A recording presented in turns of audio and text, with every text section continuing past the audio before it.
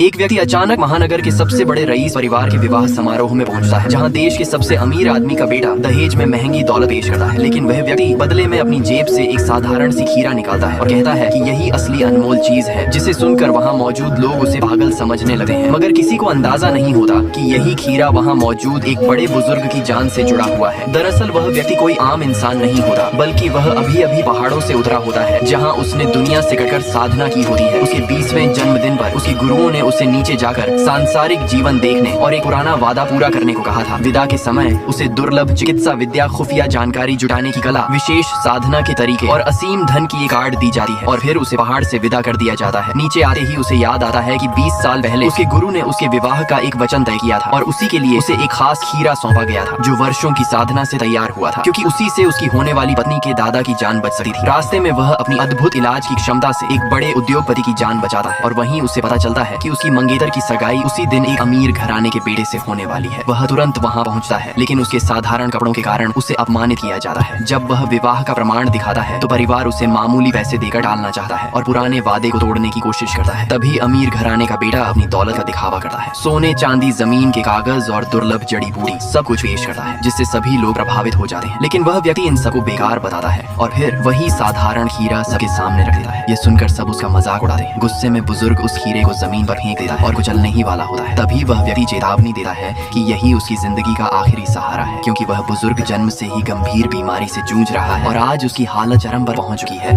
लेकिन लालच और घमंड में डूबा परिवार उसकी बात मानने को तैयार नहीं होता।